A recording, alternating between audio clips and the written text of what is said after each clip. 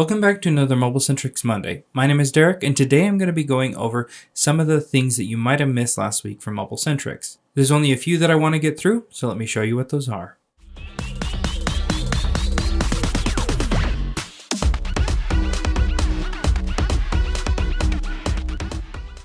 The first one is the mid-frame housings for the Samsung A series. The A51, the A50s, the A41, the A40, the A30s, the A30, the A24, the A23 5G, and the A23. Whenever you're working on a Samsung A series, because these frames are so inexpensive, to give that phone that you're working on a much better appearance, go ahead and order a mid-frame so that you can get that phone looking brand new whenever you're doing a screen repair on it. The second release would be on the Pixel 9 series, including the screens, batteries, cameras, SIM trays, and loudspeakers. For the Pixel 9 Pro XL, the Pixel 9 Pro Fold, the Pixel 9 Pro, the Pixel 9, and the Pixel 9 itself. I can't believe the Pixel's already to the Pixel 9 series. I haven't personally worked on one yet, but I can't wait to see how hard these ones are going to be. The next thing is the limited time promotion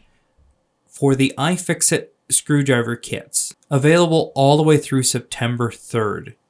All of these ones have sea life names, such as the Manta, Mako, Moray, Mahi, and Minnow kits, ranging in prices respectively. My favorite happens to be the Mako kit, giving you every single screw bit that you would need to work on everything.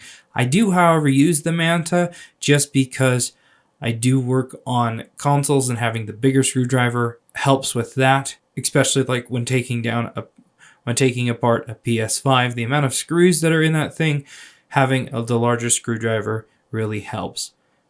Check that out. Don't miss out on that limited time offer. And the final thing is a bunch of different board components for the iPhone 15 series, such as the charging IC and a bunch of the FPC connectors and power management IC chips. Also, a bunch of power managements for the iPad series, such as the iPad Pro 12.9, 5th gen, the iPad 10, iPad Air 5, and iPad Mini 6. And a lot of devices are having issues with the PMU power diode and the PMU power coils. So as you'll see, those components are now available as well for purchase so that you don't have to salvage them from a donor board. And then a couple others to mention would be the light MOSFET IC, the backlight IC chips for the iPad Pro 12.9, 5th gens, the auxiliary power supply IC chips for the iPad Pro 11, 3rd gen, and the iPad Air 5,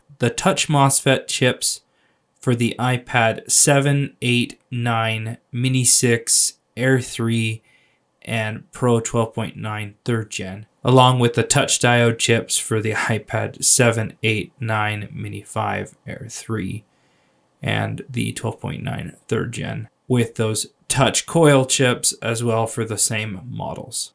Well, that wraps up the things that you might have missed from last week.